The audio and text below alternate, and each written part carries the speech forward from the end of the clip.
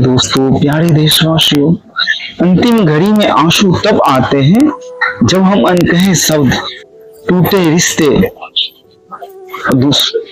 सबकी यादें ले छोड़ जाते हैं। तो अंतिम घड़ी में सिर्फ ईश्वर याद रह जाना चाहिए, नहीं तो आंखों में आंसू, जीवन में कठिनाइयां और दूसरों में असम्मान, ये सभी अंतिम घड़ी में याद आते हैं। अंतिम घड़ी में किया हुआ कर्म ही हमारे याद आता है। तो कर्म जब याद आए तो उससे अच्छा है जीवन में कठिनाइयां, तकलीफें, सुख दुख, ये सब जीवन का एक अंग है।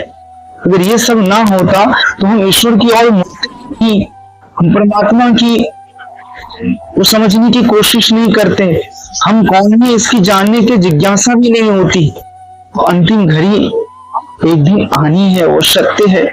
इससे पहले ही जीवन का संपूर्ण सार आत्मा परमात्मा का ज्ञान समझ जाइए, क्योंकि वही सत्य है इस संसार में।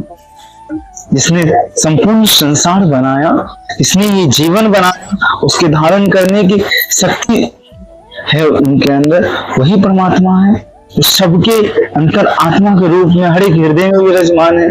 तो जीवन की अंतिम घड़ी में जो दुख आए, तकलीफें हो, हमें कठिनाइयां हो, मोह की वजह से, अपनी पढ़ाई की वजह से, पृथ्वी में कितने राजा आए, कितने बड़े पंडित आए, कितने साहसी पुरुष आए, कहाँ है? संसार में सिर्फ कर्म करने के लिए आते हैं व्यक्ति, और फल भोगने के लिए आते हैं। परमात्मा फल भुगताते भी है, फल का स्वाद भी चखाते हैं और कर्म के बंधन में बांधते भी हैं। जब व्यक्ति का भाव हो जाता है तभी वो कर्म के बंधन में नहीं बंधता। तो कर्म के बंधन से ऊपर उठना है तो उसे हरि की शरणागति ही पकड़नी पड़ती है। जो व्यक्ति हरि की शरणागत हो जाता है उसे संपूर्ण संसार के कर्मों से मुक्त हो जाता है, क्योंकि वही हरि है जो कर्मों को बंधन से काट सकता है। कर्मों के बंधन से परे है वो नारायण। नारायण की शरणागति पकड़ लीजिए से भक्ति करिए उनका, अपनी बुद्धि को स्थिर करिए। जब व्यक्ति का बुद्धि स्थिर होता है तभी भक्ति में मन लगता है।